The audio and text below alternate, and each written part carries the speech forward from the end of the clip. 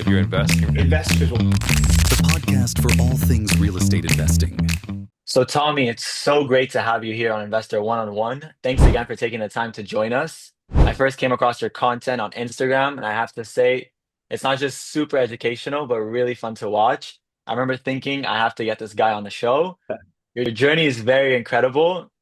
From what I saw, you went from being a home inspector in Columbus, Ohio, making just $32,000 a year, to becoming a successful real estate investor who's completed more than 500 deals.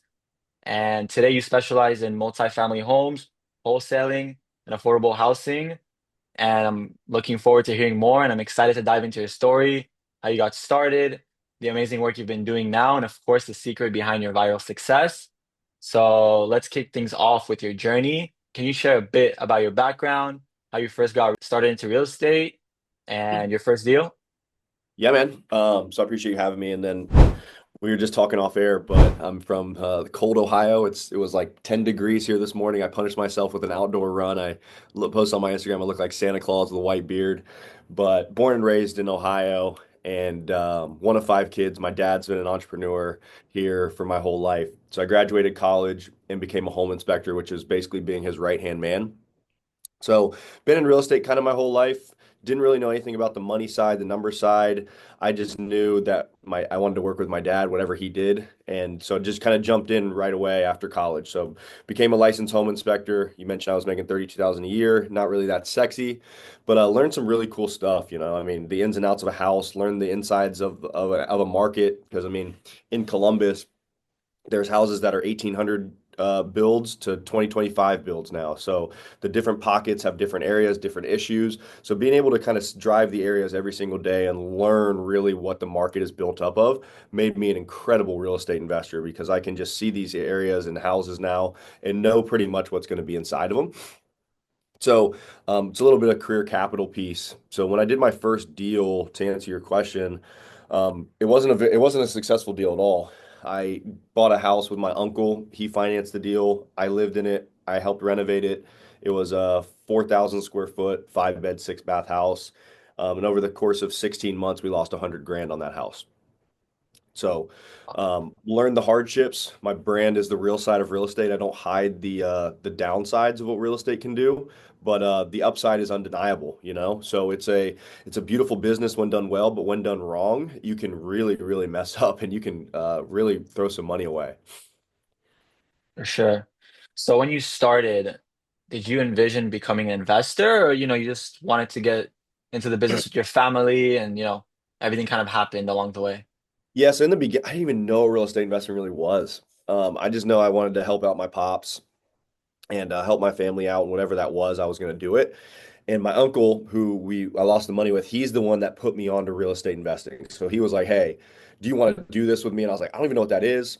But he's like, "Hey, go read Rich Dad Poor Dad." I know everybody talks about that, but he's like, "Read this book, but also look at Bigger Pockets." So I didn't even read Rich Dad Poor Dad at the time. I just went to Bigger Pockets and started listening to the podcast. And I was like, "Oh, this is really cool." Starting to learn about wholesaling, learn about flipping. I was really interested in wholesaling at first because I was like, I'm not making any money. I love money. This seems like a great way to do so with little risk. So that was kind of my first thing that I fell in love with, and then also the idea of passive income. I was never taught that stuff. And I have a finance degree from the University of Dayton, which is a nice school, private school, paid a lot of money for it.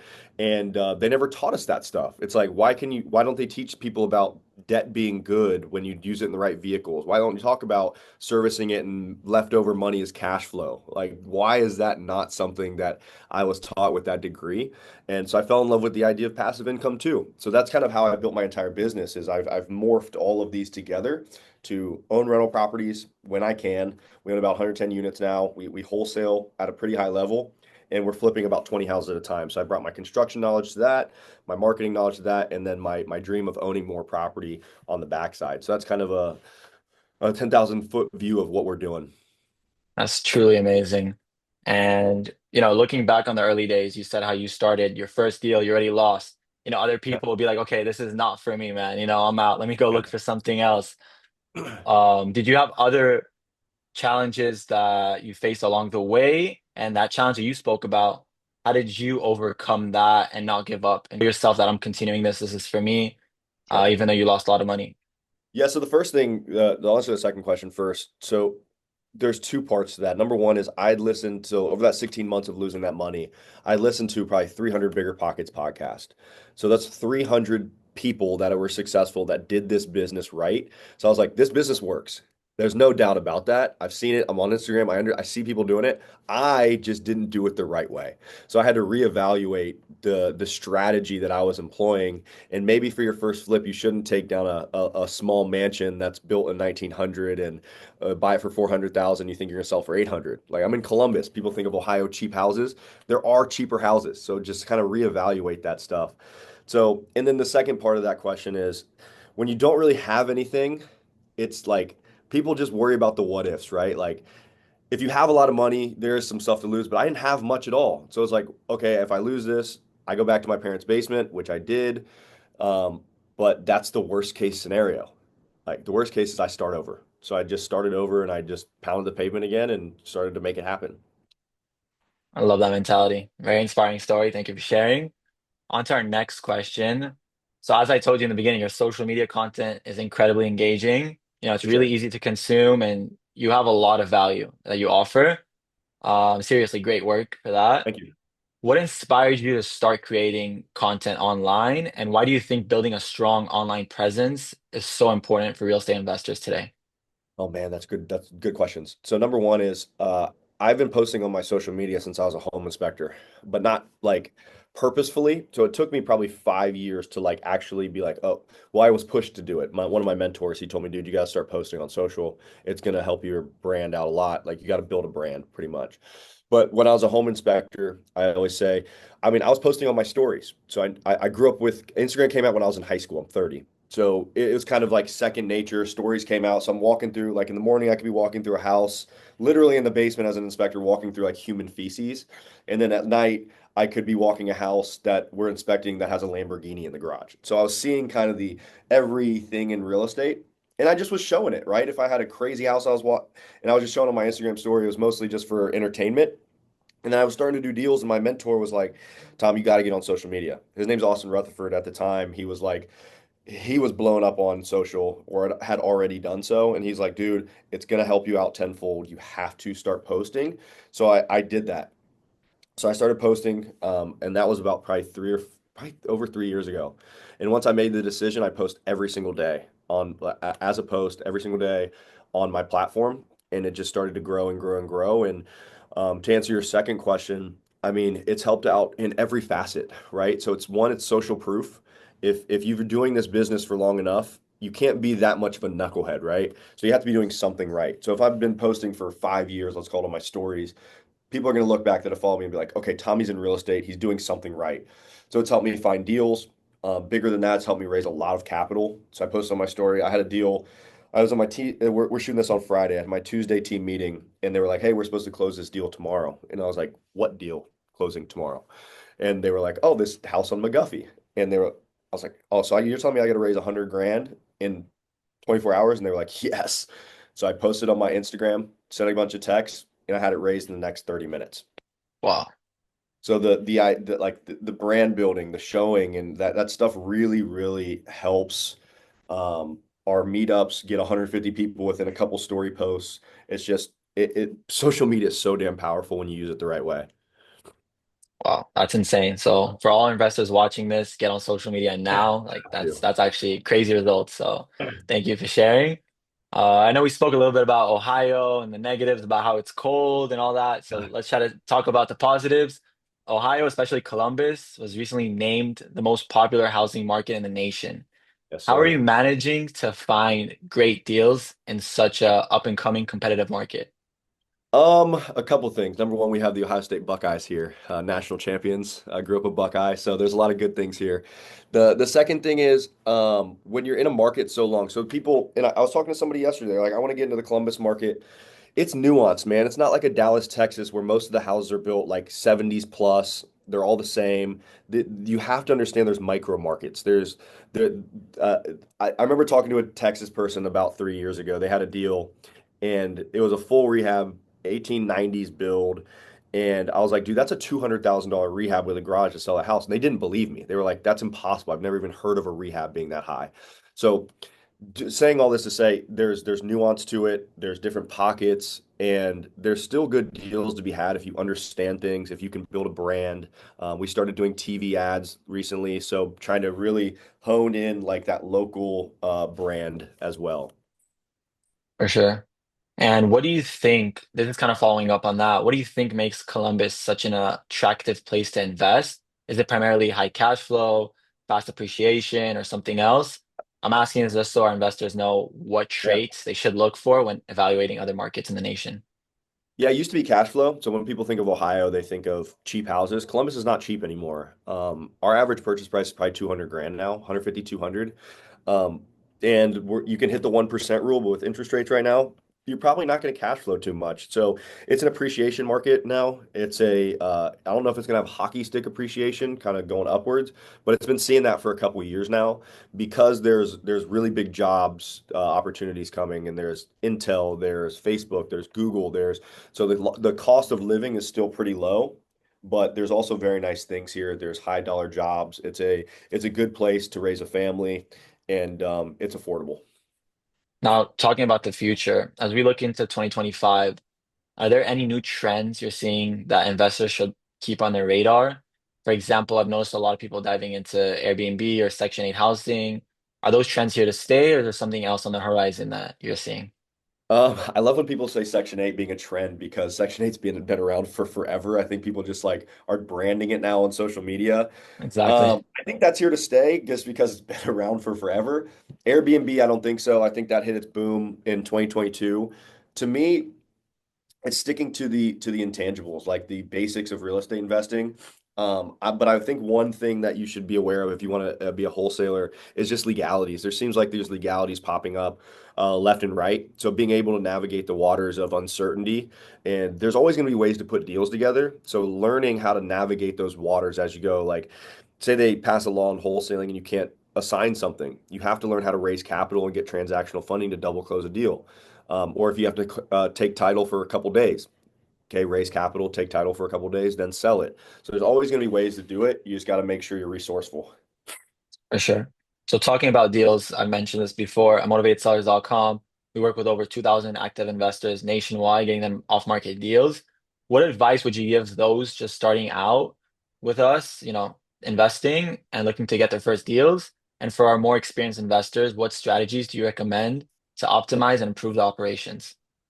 Yeah, for the newer people, I would say, especially if it's let's call it for a fix and flip or the Burr method, refine a buy box. You know, you can't go out there and just say you're going to buy everything. That's unrealistic. You need to like in a perfect world, what can you afford? What do you want to buy? What kind of rehab do you want to take on? What age of house? What square footage? Like, and understand what markets those are in, and start studying those ones. When the deal comes across and you don't get it, follow along with it. See what it sells for. Talk to the person. See what they put into it, so you can start putting these deals together at least in your head so when the next one comes up, you can attack it with confidence. Um, and then for those experienced investors, man, I mean, continue to be aggressive. I think that 2025 is going to be a really good opportunity. We're buying a lot. I think raising capital is always going to be a great opportunity, and be ready to strike maybe when interest rates drop, if and when, and start getting things right now in early 2025 to get on the market for the spring. For sure. You just spoke about raising capital. Do you have any creative strategies or hacks that have worked well for you in real estate? For instance, like refinancing hard money loans, putting less down on a primary residence, or other ways to maximize opportunities? Yeah, I've done a bunch of things, man. Like raising capital and the capital structure is my part of the business. So got a lot of cool things. I mean, I've done the Burr method now twice for my personal houses. So if you do most people think you need 20, 25% down no matter what. But on a primary residence, on a conventional loan, you can do 10% down. So if you buy your house at a discount with cash or hard money, fix it up the way you want it, you can refinance up to 90% on those, and you can stretch it out and maybe even cash out. So that we've done that a few times, me and my wife. And what I like to do with private money, we talked about social media. I raise a lot of money on social. When I put myself out there, I also created a Loom video. of the conversation I was having over and over again. So if anybody's on here and you've had that conversation of, okay, what is private money? What are the legalities? What is the security of it? I just put a loom together of it. 10 to 15 minutes of me sharing the documents, sharing how people are covered, talking about lien positions, talking about returns, talking about before and after, showing HUD statements, because I was just having that conversation for 30 minutes over and over again with people. So when somebody shows interest, I send them the Loom video, and at the end of the Loom video, I have my cell phone number. I say, hey, if you're interested in doing this, here's my cell. Shoot me a call, shoot me a text, and let's start talking actual numbers. So you kind of cut through the initial BS or stuff like that when it comes to it. That's amazing. Whoever's interested, how can they get this Loom video? Shoot me a DM on Instagram, Tommy Harr05, and I'll shoot you it, recreate it. If you want to raise money or if you want to do some For business, let's do sure. some business. Sounds amazing. So let's talk about today. What are you most focused on right now in your career? And looking ahead into 2025, what are some of your personal and professional goals for the future? Um, so what am I looking ahead to? I mean, I had a son about 6 months ago, so learning how to Congrats. be a father and trying to figure that whole thing out, you know. Uh-huh. So new challenges are good, and how to be there for my wife, how to be a good father, and how to be a good leader in my company. I think that's really the 2025 goal is just all around. I've got about 15 team members, 15 employees in the States, in Ohio, in my office right now that I'm standing in. So being there for all of them when they need me, being able to be a resource for them, helping them grow in their careers. Because once you hit a certain level, if you want to continue to scale a real estate business, you need people. You need good people that can grow within your organization, make good money, make have some investments, and I want to be that vehicle for those people. For sure. And you guys invest all over Ohio, correct? Only Central Ohio. So we're Columbus and Okay. about an hour around. I don't go to Dayton. I don't go to Cleveland. I don't go to Cincinnati. So those are about. So I'm right in the center of Ohio.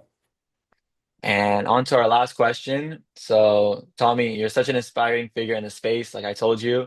To wrap things up, do you have a favorite quote or a phrase that keeps you motivated? And finally, is there any other advice or message that you'd like to leave us, before we go? Favorite quote. Um, I don't really have. I guess it's not really a quote, but I don't know. I don't know if I'm gonna curse on this, but um, Andy Frisella, I like a lot of his stuff as far as business wise goes, and he just says, "Don't listen to your bitch voice." So there's always that voice in your head that like is telling you to sleep in. It's telling you to maybe not work as hard, but you got to remember your goals. You got to remember the outcomes of it, and it doesn't happen overnight. So I sent this to my team the other day, and I've heard this story a few times, but the story of a Chinese bamboo tree is you water this bamboo for 5 years before it shows anything above ground. But when year five comes, it grows up to 90 feet within 6 weeks.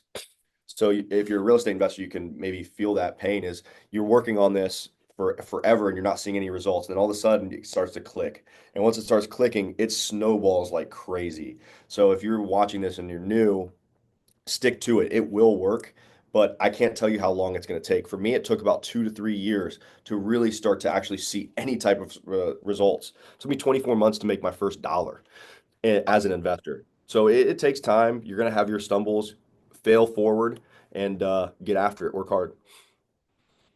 Tommy, you're amazing. Thank you so much for sharing your story, insights, and energy with us today. This has been such a valuable conversation, and I'm sure our audience is walking away with tons of great takeaways. Before we wrap up, where's the best place for people to connect with you and learn more about what you're working on? I know you said Instagram. Is there Yeah. Instagram's probably anything the best else? place. For Instagram sure. or YouTube. If you like long form content talking about like construction houses, and you want to learn how to flip houses wholesale, YouTube is gonna be a great opportunity as well. So Tommy Harr on there as well. Amazing. I'll link it below as well. So thank you again, Tommy. Awesome, brother. Thank you.